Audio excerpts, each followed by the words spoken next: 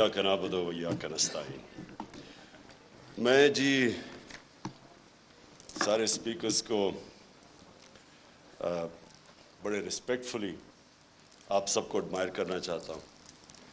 میں ایڈمائر اس لیے کرنا چاہتا ہوں کہ میں سمجھتا ہوں کہ آپ جہاد لڑ رہے ہیں۔ جہاد کی ڈیفینیشن کیا ہے؟ ظلم کا مقابلہ کرنا، ناانصافی کے سامنے اپنی آواز بلند کرنا۔ جو ساری انسانی تاریخ آپ اٹھا کے پڑھ لیں تو اس میں ہمیشہ قوموں کی زندگی میں وہ دور آتے ہیں جب انسانوں کو کنٹرول کرنے کی کوشش کی جاتی ہے۔ یہ جس کو ہم ڈکٹیٹرشپس کہتے ہیں، فیشزم کہتے ہیں، بادشاہت، یہ ساری جو آپ انسانی تاریخ دیکھیں تو کوشش یہ ہوتی ہے کہ انسانوں کو، جو اوپر بیٹھا ہوتا ہے بادشاہ یا ڈکٹیٹر، اس کی کوشش ہوتی ہے کہ انسان کی سوچ کو کنٹرول کر لے، اس کے اوپینینز کو کنٹرول کر لے، معاشرے کو کنٹرول کر لے۔ اور وہ کنٹرول کیوں چاہتا ہے؟ وہ معاشرے کی بہتری کے لیے نہیں چاہتا، وہ خود پوری پاور چاہتا ہے کہ وہ انسانوں کے اوپر راج کرے، بلکہ ایک چھوٹا خدا بننا چاہتا ہے، زمین کے اوپر ایک خدا بننا چاہتا ہے۔ اور انسانی تاریخ میں یہ بھی چیز ہے کہ زیادہ تر وہ معاشرے اوپر گئے ہیں جن میں آزادی ہو، آزادی رائے ہو، جو تنقید کو اجازت دیتے ہیں، جو حکمران کی اکاؤنٹیبلٹی کرتے ہیں، اس کا احتساب کر سکتے ہیں۔ اور یہ اگر آپ اسلام کی تاریخ پہلے دیکھ لیں، میں سب سے پہلے تو ادھر سے شروع کرتا ہوں کہ ریاست مدینہ کے اندر دو انسیڈنسز ہیں۔ ایک کہ حضرت علی رضی اللہ تعالیٰ ایک یہودی شہری سے کیس ہار جاتے ہیں کیونکہ قاضی ان کی گواہی قبول نہیں کرتا۔ اس سے دو چیزیں سامنے آتی ہیں۔ ایک تو مائنورٹیز، اقلیت کی کیا پوزیشن تھی اسلام میں؟ برابر کے شہری تھے۔ اور دوسری یہ کہ عام شہری بھی خلیفہ وقت کے سامنے کھڑا ہو سکتا ہے اور کیس جیت سکتا ہے۔ یہ آج بھی دنیا کے اندر، آپ اگر کہیں بھی دنیا کے کوئی بھی ملک لے لیں، آج بھی یہ نہیں پاسبل۔ وہ ایک آزاد معاشرے کے اندر ایک قوم اٹھی تھی۔ اور میں اس لیے لوگوں کو بار بار، کیونکہ بڑی بدقسمتی ہے میں جب HSN کالج، میرے ماں باپ نے اتنا پیسہ خرچ کیا، میں جب وہاں سے نکلا تو مجھے اپنی تاریخ کا کوئی آئیڈیا نہیں تھا، مجھے اسلام کی تاریخ کا آئیڈیا نہیں تھا۔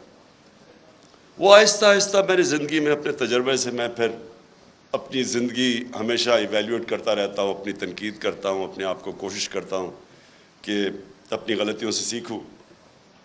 تو میں نے جب دو معاشرے، برطانیہ جدھر میں نے 20 سال گرمیاں گزاری اور پاکستان، تو میں دونوں معاشروں کو جب اینالائز کرتا رہتا تھا تو میں خود کئی چیزوں کے اوپر کئی نتیجوں میں پہنچا۔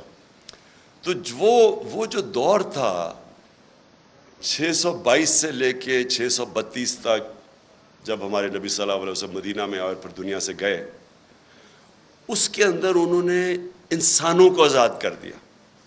یہ دیکھیں، یہ جو آزادی صحافت ہے نا، جو فریڈم آف ایکسپریشن ہے، اس سے بڑی یہ ایک حصہ ہے انسان کو آزاد کرنے کا۔ کیونکہ انسان کو ذہنی طور پہ جب آزاد ہوتا ہے تو وہی قومیں اوپر جاتی ہیں، وہ انسان بڑے کام کرتے ہیں، غلام کبھی بڑے کام نہیں کر سکتے۔ اس لیے علامہ اقبال، علامہ اقبال کی آپ شاعری پڑھیں تو وہ غلام مسلمانوں کو جگانے کی کوشش کر رہے تھے، خودی کو اور خودداری کو، جو ان کے کانسیپٹس تھے، وہ لوگوں کو جگا رہے تھے۔ کیونکہ غلامی جو سب سے بری ایک انسان کے اندر چیز کرتی ہے، اس کے اندر احساس کمتری ڈال دیتی ہے۔ مجھے تو بڑی اچھی طرح، ہم جب ایاز امیر کی طرح، ہم بھی پہلی جنریشن ہیں جو پاکستان میں بڑے ہوئے، آپ کو صرف میں غلامی بتاتا ہوں کہ کیا ظلم کرتی ہے ایک انسان کے اوپر، اس کے پوٹینشیل کو کیسے ختم کرتی ہے۔ جمخانہ کلب ہوتا تھا، پنجاب کلب، سندھ کلب، آزاد ہوئے ہم 47 میں، 74 تک سندھ کلب کے اندر آپ پاکستانی کپڑے پہن کے نہیں جا سکتے تھے، آپ کو سوٹ پہننا پڑتا تھا 74 تک۔ اور خیر سارے انگریزی بولتے تھے، جس طرح کے، اور میں نے بتایا اردو جب بولتے تھے تو بلاول کی طرح بولتے تھے، بارش آٹا اپنے وہ جب ویٹر سے بولتے تھے تو کہ ہم شرم آتی تھی اپنے آپ سے. سو یہ غلامی ایک انسان کے ذہن کو ادھر رکھ دیتی ہے کہ وہ اچھا غلام ہی بن سکتا ہے، ہم اچھے سوٹ ہی پہن سکتے ہیں، ہم اچھی انگریزی بول سکتے ہیں. لیکن جو ایکسپلوژن ہوئی تھی مسلمانوں کی، جب ہمارے دنیا کے سب سے عظیم لیڈر نے انسانوں کو ذہنی طور پہ فکری آزادی دی تھی، تو انہوں نے ہر چیز میں دنیا کی امامت کی تھی. سب 200-300 سال تک سارے سائنٹسٹ پاکستان مسلمان تھے. تو وہ جو میری کوشش ہے کہ یہ جو میں حقیقی آزادی کی بات کرتا ہوں، تو میں یہ چاہتا ہوں کہ میری قوم آزاد ہو، اور صرف آزاد قوم اوپر جائے گی. لیکن وہ قوم تب تک آزاد نہیں ہو سکتی جب تک پہلے تو ہم اپنے معاشرے کے اندر یہ جو آزادی رائے اس کو انڈرسٹینڈ کریں. مجھے کہتے ہیں لوگ کہ جی آپ کے دور پہ تھے تو آپ نے پتہ نہیں کوئی سختیاں کی. پہلے تو میں یقین آپ کو دلاتا ہوں، میں نے کبھی مجھے آزاد میڈیا سے خوف نہیں ہوا. نہیں، اس کی وجہ ہے آپ ڈرتے تب ہیں. کیوں ڈکٹیٹرز ڈرتے ہیں، یا کیوں جب بھی کوئی آپ دیکھ لینا مڈل ایسٹ کے اندر جو بادشاہ تھا وہاں کوئی آزادی رائے نہیں ہے. کیوں ہے؟ کیونکہ وہ کنٹرول چاہتے ہیں لوگوں کا. کرپٹ پولیٹیشنز، نواز شریف نے، مجھے ابھی بھی یاد ہے 97-98 میں ہوگا کہ وہ نجم سیٹھی کو اس نے تنقید کی اس کی کرپشن پہ، اس نے اس کو بند کر کے 3 دن مار پڑوائی. اور میں افسوس کرنے گیا تو ابھی یہ عمران ریاض بات کر رہا تھا، وہاں یہ نہیں انہوں نے کہا کہ مجھے بڑی پاکستانیوں سے کال آئی جب نجم سیٹھی کو اس نے مار پڑوائی نواز شریف نے. اس نے کہا مجھے سٹروپ ٹالبوٹ سے کال آئی ہے، امریکہ سے کال آئی ہے کہ جی بڑا ظلم ہو گیا. کیوں یہ ان کو خطرہ ہوتا ہے؟ کیونکہ انہوں نے کرپشن کی ہوتی ہے. جب کرپشن کی ہوتی ہے تو ان کو کنٹرول کرنا ہوتا ہے، اور یا پھر تم نے قانون توڑنے ہوتے ہیں. میں نے صرف مجھے ایک ایشو ہوتا تھا. دیکھیں، آزادی رائے کا مطلب یہ نہیں کہ آپ لوگوں کی توہین کریں، سلانڈر کریں. اب میں کیونکہ انگلینڈ میں نے کیس لڑا ہوا ہے عدالت کے اندر ڈیفیمیشن کا، تو وہاں تو اگر آزادی رائے ہے تو ساتھ پورا یہ بھی آپ کو چیک اور بیلنس ہے. آپ ہر کچھ کسی کی پگڑی نہیں اچھال سکتے. تو لوگوں کو موقع ملتا ہے کہ عدالت میں جا کے اپنی عزت بحال کرے یا ڈیفیمیشن کے کیس کرے. بدقسمتی سے میں پرائم منسٹر تھا، میرے اوپر اسی نجم سیٹھی نے کوئی بڑی غلط باتیں رکھی، میں اس کو عدالت میں لے گیا. میرے دور میں تو وہ کیس لگا ہی نہیں.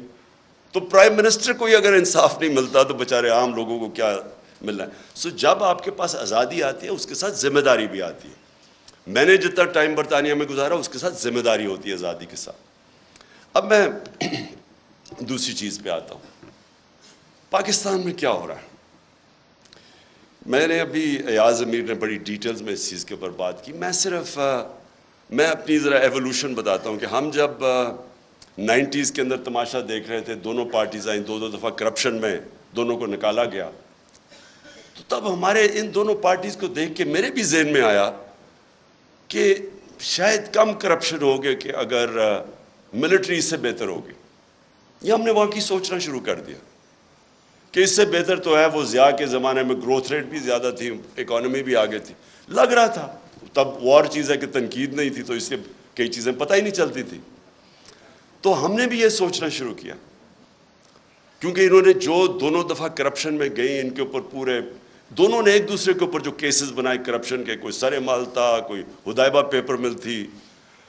مجھے یاد ہے فاروق لغاری جب وہ کیئر ٹیکر گورنمنٹ آئی 96 میں، تو انہوں نے مجھے پوری فائلیں دی کہ بے نظیر اور زرداری نے $1.5 ارب ملک سے نکالا ہے. میں اب بات کر رہا ہوں 96 کی، اور نواز شریف نے بھی $1.5 بلین ملک سے باہر نکالا. تو میں تو پالیٹکس میں آئی کرپشن کے خلاف تھا. دیکھیں، اور کرپشن جو ہے نا وہ ایک سمٹمز ہے جس ملک کے اندر قانون کی بالادستی نہ ہو. جدھر رول آف لا نہیں ہوتا ادھر کرپشن ہوتی ہے. رول آف لا بھی میں ایکسپلین کر دوں کہ طاقتور کے لیے جب تک آپ قانون کے نیچے نہیں لے کے آتے وہ رول آف لا نہیں ہے. وہ پھر طاقت کی حکمرانی ہے جو جنگل کا قانون ہے. تو میں نے جب دیکھا کہ یہ دو باری لے کے آئے اور دونوں آ کے نواز شریف نے جتنی دیر میں پرائم منسٹر تھا اس سے کم ٹائم میں اس نے 17 فیکٹریاں بنا لی. 3 سال کے اندر 17 فیکٹریاں بنا لی اور گورنمنٹ بینکس سے قرضے لیے. اب یہ جو فرق کیا تھا, میں نے برطانیہ کا سسٹم دیکھا ہوا تھا, ان کی پارلیمنٹ دیکھی ہوئی تھی, ان کے پولیٹیشنز کے اوپر میں نے جو ان کے اوپر چیکس اور بیلنسز ہیں, جو ان کی اخلاقیات ہے وہ میں نے دیکھی ہوئی تھی. تو ہم چاہتے تھے ہمارا بھی ملک آگے بڑھے. انہوں نے آتے ساتھ ہی دونوں پارٹیز نے مل کے سب لگ گئے پیسہ بنانے کے لیے. تو میں آیا تھا کرپشن کے خلاف, اور آپ جب مشرف کا دور آیا تو مجھے یاد ہے جنرل امجد نے فائلیں دکھائی ان کی چوری کے اوپر, بتایا کہ انہوں نے کتنی کرپشن کی ہوئی ہے. اور ہم نے جنرل مشرف کی شروع میں سپورٹ اس لیے کی کہ ہم سمجھے کہ جنرل مشرف واقعی کرپشن ختم کرنے آیا ہے. وہ بعد میں پتہ چلا کہ وہ کرپشن کے نام پہ ہم سارے اس کی سپورٹ کر, وہ بھی پاور کے لیے آیا تھا. اور انہی لوگوں کو پھر این آر او دے دیا اس نے, جبکہ کسی کی رائٹ نہیں ہے کہ آپ پبلک کا پیسہ چوری ہو وہ معاف کر دے. کرپشن کا مطلب ہوتا ہے پبلک کا پیسہ چوری کا مطلب ہوتا ہے میرا کوئی چوری کرے. کرپشن ہے جو عوام کا پیسہ چوری کرے. تو اس کے پاس تو رائٹ ہی نہیں تھا کہ ان کی چوری معاف کرنا. بہرحال اس کے بعد یہ دو آیا اور انہوں نے جو 10 سال میں کیا. اب جو مجھے چیز سب سے جس پوائنٹ پہ میں آ رہا ہوں, میں ہمیشہ سمجھتا رہا کہ جو ہماری اسٹیبلشمنٹ ہے اس کو زیادہ ملک کی فکر ہوگی اور وہ اس چیز کو ہونے نہیں دیں گے. وہ جب دیکھتے ہیں چوری تو وہ اس کے اوپر ایکٹ کریں گے. کیونکہ مجھے تھرو آؤٹ جب میں یہ سٹرگل کر رہا تھا تو مجھے اسٹیبلشمنٹ کی طرف سے کئی دفعہ مجھے آئی ایس آئی نے مجھے بتاتے تھے ان کی چوری کے, یہ جی فلانے انہوں نے اتنی چوری کی. یہ بھی جو دور تھا ان کا 2008 سے لے کے, تب بھی مجھے وہ مٹیریل جی اس نے اتنا چوری کر لیا, وہ چائنا جا کے تو اتنی کک بیکس لے لی. یہ مجھے بتایا کرتے تھے کہ وہ جی اس کا حمزہ یہ سلمان شہباز یہ وہ چائنا پہنچا تو کک بیکس لینے کے لیے کانٹریکٹس کے اوپر. یہ ساری ان سے مجھے انفارمیشن آئی تھی. اور جب میں پھر پرائم منسٹر بنا تو سارے کیسز سب کو پتا تھا کہ ان کے کیسز کون سے ہیں. اور بدقسمتی سے جو نیب تھی وہ ہمارے کنٹرول میں نہیں تھی. تو مجھے تب بھی سمجھنا ہے کہ کیسز سارے میچور ہیں, کیوں نہیں پکڑے جا رہے ہیں. تو بعد میں پتہ چلا کسی کا شفقت کا ہاتھ تھا, وہ کبھی ایکسیلیٹر دبا دیتے تھے پھر کبھی واپس آ جاتا تھا.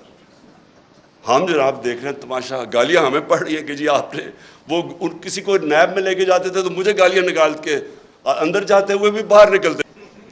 لیکن ہمارا ہاتھ میں, میرے ہاتھ میں نیب کدھر تھی. میں تو کہا اگر میرے ہاتھ میں نیب ہوتی تو یہ بڑے آرام سے کم از کم 15-20 لوگوں سے ہم اربوں روپیہ نکال لیتے ان کو جیلوں میں ڈال کے. اچھا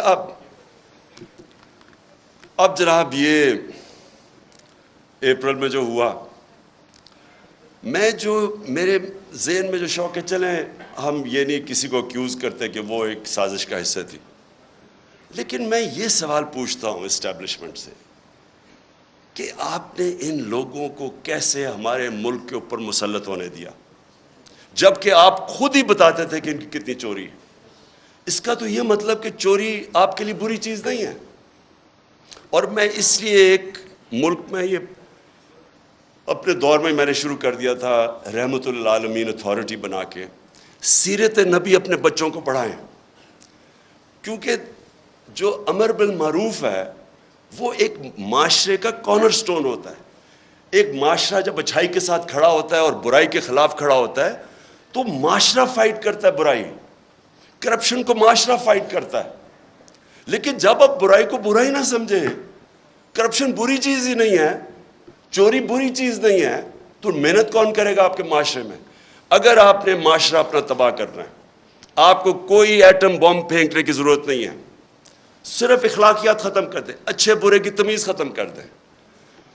مولانا رومی کی بڑی فیمس سینگ ہے, اب کسی نے پوچھا مولانا صاحب ایک قوم کیسے مرتی ہے؟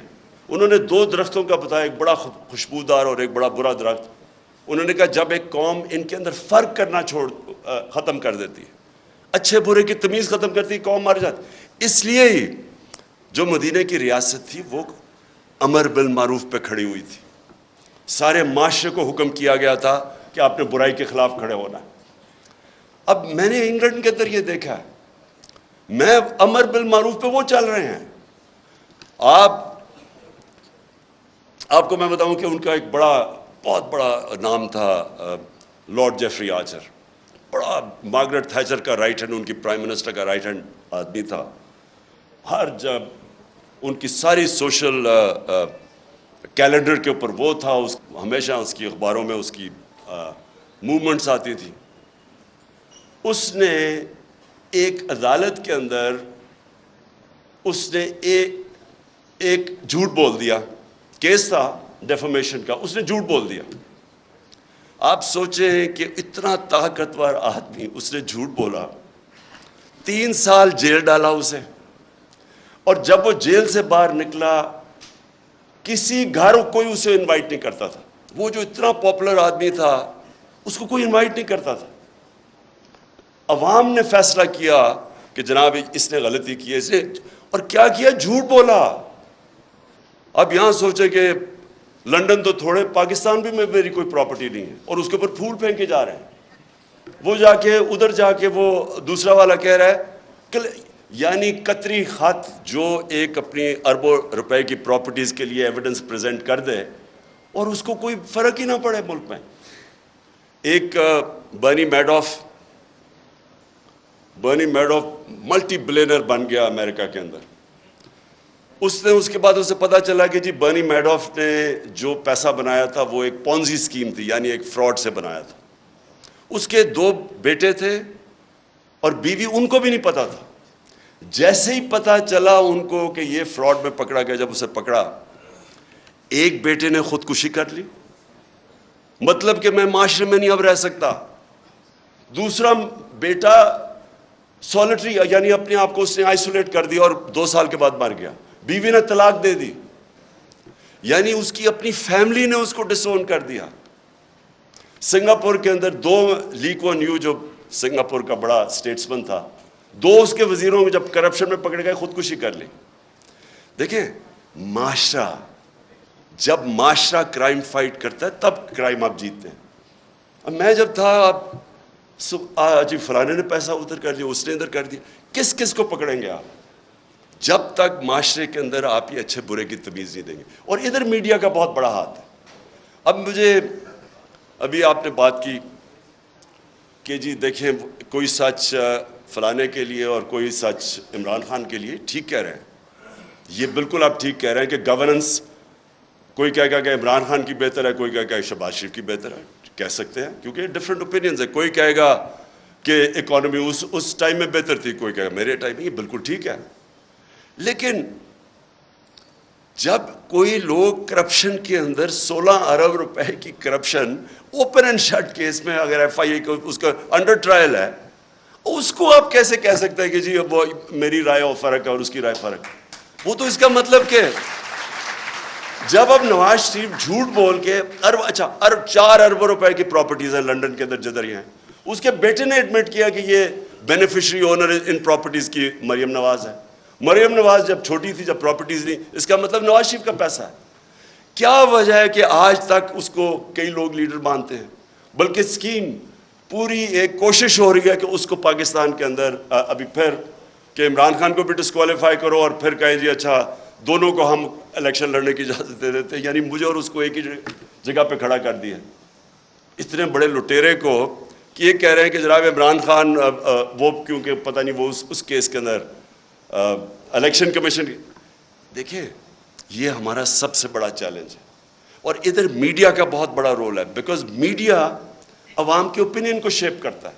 جس طرح کہ اسحاق ڈار جب گیا ہارٹ ٹاک کے اوپر, تو اس نے جو اس کا حال کیا ہے, کوئی بھی ویکنس جس میں ہو, یہ جس کے اوپر کرپشن کی, وہ نہیں جا سکتے میڈیا کے اوپر, وہ چھپتے ہیں میڈیا سے. یا ہر روز شام کو جن کے اوپر اربوں روپے کرپشن کے کیسز ہیں وہ جا کے بٹھا دیتے ہیں. ایک بیچارہ پی ٹی آئی کا معصوم سا ہے, وہ بٹھا دیتے ہیں ساتھ, وہ پنچنگ چل رہی ہوتی ہے, تم چور ہو تم چور ہو. سو میری سب سے یہ جو اور اسی کے اوپر میں آ رہا ہوں کہ جب ہماری اسٹیبلشمنٹ کو پتہ تھا ان کی پاس کتنے سال 30 سال سے یہ ملک کو لوٹ رہے ہیں, سارے ان کے پاس کیسز, مجھے انہوں نے دکھائے ہوئے. میں سوال یہ پوچھتا ہوں کہ انہوں نے کیسے ان کا راستہ نہیں روکا؟ اگر ملک کی فکر ہے تو کیسے آپ ان کو اجازت دے دیتے ہیں؟ ایک تو ہمیں پتہ ہے کہ امریکہ کا انٹرسٹ, امریکہ کی جو پالیسی ہے وہ اپنے انٹرسٹ پروٹیکٹ کرتے ہیں. ان کا ہے کہ جی وہ پاکستان ہمیشہ ایک ٹیلی فون کرو تو جو کام کروانا چاہے یہاں سے کرنے کے لیے تیار ہیں. اس کا یہ نہیں مطلب کہ اگر آج میں کہتا ہوں کہ بیسز نہیں دے رہے, یا میں کہتا ہوں میں نے روس جا, یہ نہیں کہ میں اینٹی امریکن ہوں. میں ان کا اپنا انٹرسٹ ہے, ہمارا کام ہے اپنے لوگوں کے انٹرسٹ پروٹیکٹ کرنا. یہ اینٹی نہیں ہے, لیکن ان کو اتنی عادت پڑی ہوئی ہے یہاں کہ یہ ہاتھ باندھ کے سامنے کھڑے ہو جاتے ہیں. تو میں یہ مجھے ایشو ہے کہ کیسے ایک باہر سے, ہمیں پتہ ہے ڈونلڈ وہ تو سب کے پاس, اس کا جو سائفر تھا وہ تو سب کے پاس ہے, وہ تو آرمی چیف کے پاس بھی گیا تھا, پریزیڈنٹ پاکستان کے پاس بھی گیا, میرے پاس آیا, فارن آفس کے پاس. تو وہ تو ہمارے پاس پتہ تھا کہ وہ ایک انڈر سیکرٹری کہتا ہے کہ عمران خان کو اگر نہیں ہٹاؤ گے تو کانسیکوینسز ہوں گے پاکستان کے لیے. لیکن میں حیران ہوں کہ جب یہ بھی پتہ تھا کہ باہر سے سازش ہے, یہ بھی پتہ تھا کہ ہمارے لوگوں کو پیسے دے کے خریدا جا رہا ہے, اور یہ بھی پتہ تھا کہ چور ریپلیس کرنے والے ہیں جن کے اوپر کرپشن آپ کے دور میں کیسز بنے ہوئے ہیں, پھر کیسے ان کو اس ملک پہ مسلط ہونے دیا؟ کیونکہ اسٹیبلشمنٹ کے پاس پاور ہے, ان کے پاس اس وقت سب سے زیادہ پاور ہے, تو پاور کے ساتھ ذمہ داری آتی ہے. یہ نہیں ہو سکتا کہ پاور آپ کے پاس ہے اور ذمہ داری کسی اور کے پاس ہے. اتھارٹی اور پاور ساتھ ساتھ جاتے ہیں. جب یہ اوپر آئے ہیں تو آپ جتنا مرضی کہیں ہم نیوٹرل ہیں, جو مرضی آپ کہیں ہم نیوٹرل ہیں, تاریخ کے اندر لوگ آپ کو بلیم کریں گے یہ جو ملک کے ساتھ کیا ہے. یہ جو اوپر آ کے اوپر بیٹھے ہیں, تاریخ لکھی جا رہی ہے پاکستان کی کہ کیسے آپ نے ان لوگوں کو ہمارے پر مسلط ہونے, اور جو 4 مہینے میں ہوا ہے پاکستان کے ساتھ, ان 4 مہینے میں جو مہنگائی کے اوپر سپوزٹلی آئے تھے اور آج جو مہنگائی ہے. اور میں آخر میں اب بات کرتا ہوں, اب کوشش کیا کی جا رہی ہے؟ پہلے ان چوروں کو مسلط ہونے دیا, ان کی کوشش یہ تھی کہ اچھا جی وہ ہٹائیں گے, جب یہاں تو گورنمنٹ جب ہٹتی ہے لوگ مٹھائیاں بانٹتے, وہ نہیں ہوا, پبلک نکلا ہی سڑکوں پہ. کبھی پاکستان میں اس طرح پبلک نہیں نکلی. اور اس کے بعد جو 17 جولائی کا بائی الیکشن ہوا وہ ایک اور شوق مل گیا. جب الیکشن کمیشن بھی ملی, انتظامیہ بھی, یہاں بڑا مشکل ہے, یہ تو ایکسپرٹس ہیں دھاندلی کے, تو ادھر بھی جیت گئی تحریک انصاف. 25 مئی کو انہوں نے جو ظلم کیا, اس کی کوئی مثال نہیں ہے کہ پاکستان گھروں میں رات کے 3 بجے جا کے عورتیں بچے بات دیکھ رہے ہیں, ان کے اوپر جا کے ان کو ذلیل کیا. دیکھیں آدمی اپنے اوپر تو چلو وہ لے بھی لیتا ہے, لیکن عورتیں بچوں کے رات میں 3-4 لوگ گھر گھسا ہیں تو ان کے اوپر کیا گزری ہوگی. خوف پھیلایا گیا, اس کے باوجود پھر سے اٹھ گئے. اور اب کیا فیز ہے؟ یہ فیز ہے سائیکولوجیکلی اس ملک کو ایسا دبایا جائے کہ ہم بھیڑ بکریوں کی طرح یہ تسلیم کر لیں یہ جو اوپر سیٹ اپ آیا ہوا. اور اس کے لیے ہر حربہ استعمال کیا جا رہا ہے. سوشل میڈیا کے لوگوں کو جس طرح اٹھایا جاتا ہے, کئیوں کو اٹھا کے پھر جس نے کوئی فوج کے خلاف ٹویٹ کی ہو اسے کہتے ہیں, اسے پہلے اٹھا لیتے ہیں, پھر کہتے ہیں اچھا یہ نہیں کہ میرے سے معافی مانگو, کہو کہ یہ عمران خان نے کہا میرے ان کے خلاف ٹویٹ کروا. ان سوشل میڈیا وہ بیچارے بچوں کو اٹھا رہے ہیں. یہاں میڈیا یہ سامنے میرے بیٹھے ہوئے ہیں, میں نے دیکھا کہ ایاز امیر نے بڑی کیئرفلی ایسے ورڈنگ کی کہ انشاءاللہ کپڑے اب نہیں پھٹیں گے اس باری. یہ ان کا فارن آفس کا ایکسپیرئنس ہے, ڈپلومیسی. اور سمیع ابراہیم, عمران ریاض, اور مجھے بڑا افسوس ہے کہ ارشد شریف. اب ارشد شریف جب سے میں وہ جانتا ہوں وہ ایک اپنی سوچ کا آدمی ہے, بہت ہی پیٹریوٹک, محب وطن پاکستانی ہے. وہ جو سمجھتا ہے کہ وہ ٹھیک لائن پہ نہ ہے اس کو پڑ جاتا ہے, اور اس لیے اس کو لوگ دیکھتے ہیں کیونکہ ان کو پتہ ہے کہ وہ اس کا سٹانس کدھر ہے. اس جیسے آدمی کو دھمکیاں، گھر میں باہر گاڑیاں کھڑی، اس کو باہر جانا پڑا، صابر شاکر باہر چلا گیا، اے آر وائی کو بند کر دیا۔ اے آر وائی کا کیا قصور تھا؟ اگر شہباز گل سے اگر ایک جملہ نکل ہی گیا ہے جو کہ اس کو نہیں کہنا چاہیے تھا، جس کو غلط پرسیو کر سکتے ہیں، اس کے اوپر اے آر وائی کو کیسے بند کر دیا؟ وہ اے آر وائی کو اس جملے کی وجہ سے نہیں بند کیا گیا۔ ایسی باتیں کہہ بیٹھے نواز شریف اور مریم اور یہ جو ایاز صادق اور فضل الرحمان کیسی باتیں کہہ گئے فوج کے خلاف۔ ان کے لیے کبھی ایسی چیز نہیں ہوئی۔ اس بیچارے سے جو کیا، مجھے تو پہلے 2 دن تو ہمیں پتہ ہی نہیں تھا اس کا، جب ہمارا وکیل مل کے آیا مجھے تو تب پتہ چلا اس بیچارے سے کیا کیا۔ یعنی کتنا بڑا جرم ہوگا کہ ننگا کر کے اس کو ٹارچر کیا انہوں نے۔ یعنی ایک انسان کی ڈگنیٹی کہ اس کو پہلے آپ ننگا کریں، پھر اس کو بری طرح اتنی مارا اور انہوں نے اس کے سر کے اوپر بند کر کے پتہ نہیں کہیں پھرایا، مینٹلی اسے اتنا ٹارچر کیا کہ وہ بالکل بریک کر دیا اس کو۔ اور اسے کلوا کہہ رہے ہیں کہ جی یہ کہو کہ عمران خان نے یہ سینٹنس کہا تھا تمہیں یہ بولنے کا۔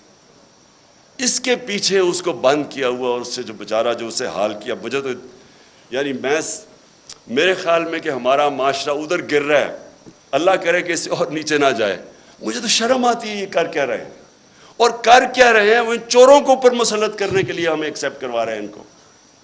سب سے خوفناک چیز یہ ہے، اچھا کوئی بہت بڑا منصوبہ ہو، کوئی پاکستان کی بہتری ہو، چلے جی ہم یہ آپریشن بھی ٹالریٹ کر لیں۔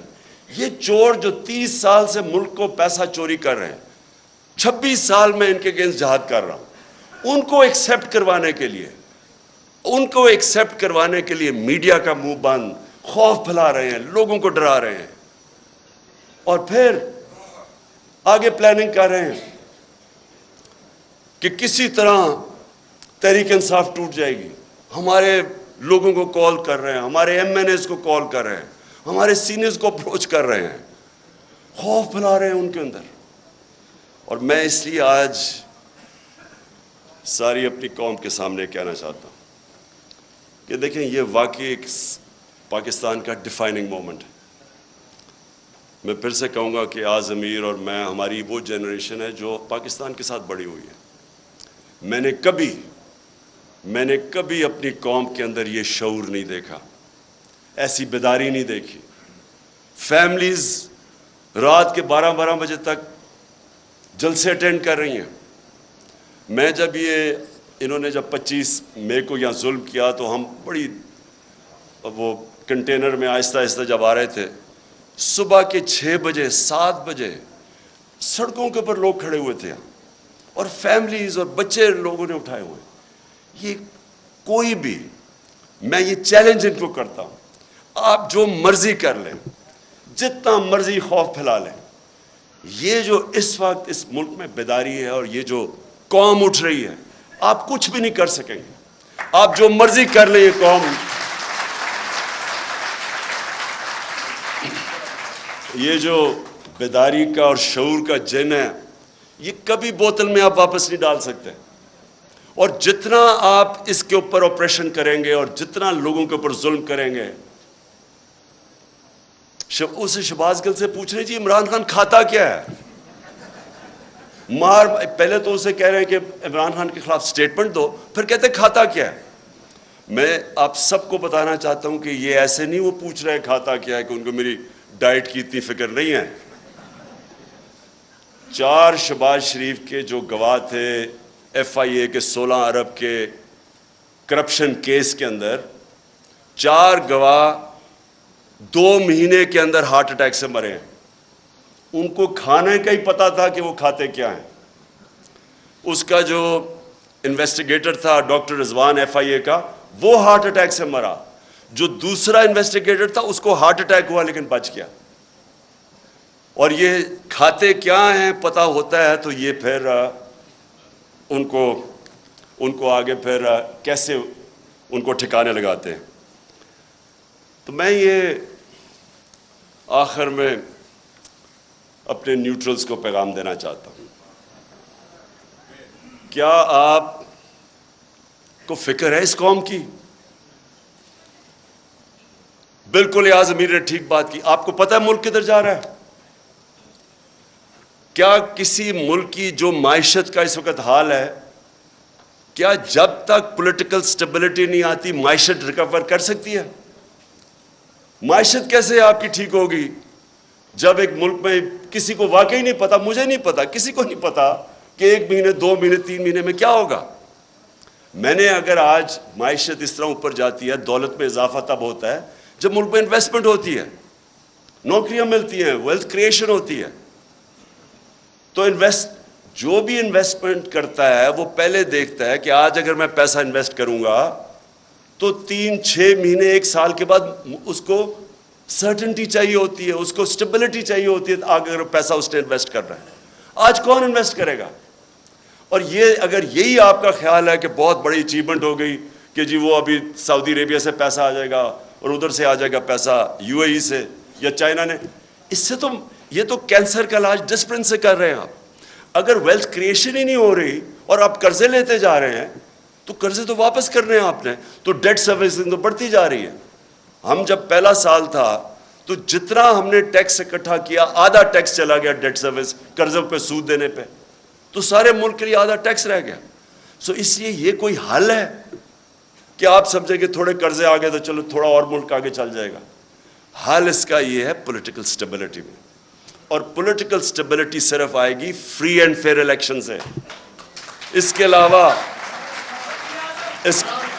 علاوہ صاف اور شفاف، میں آج چیلنج کرتا ہوں، صاف اور شفاف الیکشن کے علاوہ مجھے کوئی بتا دے کہ پاکستان میں سٹیبلٹی کیسے آئے گی. اور پولیٹیکل سٹیبلٹی نہیں آئے گی، اکنامک سٹیبلٹی نہیں آئے گی، اور اکنامک سٹیبلٹی نہیں آئے گی تو یہ ملک تو نیچے جا رہا ہے، قرضے چڑھتے جا رہے ہیں، حل تو کسی کے پاس ہے ہی نہیں. اس لیے میں اپنے نیوٹرل سے آخر میں یہ کہتا ہوں کہ ابھی بھی وقت ہے، ابھی بھی ٹائم ہے، اپنی پالیسیز ریویو کریں. بند کمروں میں کئی دفعہ فیصلے ہوتے ہیں، وہ فیصلے اچھے نہیں ہوتے. آپ کو ریویو کرنے چاہیے اور سوچنا چاہیے کہ ہم نے یہ ملک 22 کروڑ کے لوگ ہیں، ینگ پاپولیشن ہے، 60% آبادی ہماری 30 سال کی عمر سے کم ہے، ان کو نوکریاں چاہیے.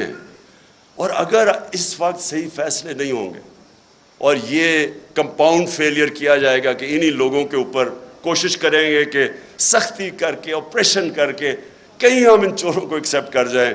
میں اپنی طرف سے تو کہنا چاہتا ہوں ان کے نیچے، اگر مجھے کوئی کہنا کہ ان کے نیچے میں نے اب اپنی زندگی گزارنی ہے، میں سمجھوں گا کہ مجھے موت اس سے زیادہ بہتر ہے بجائے ان چوروں کے نیچے میں اپنی زندگی گزاروں. شکریہ.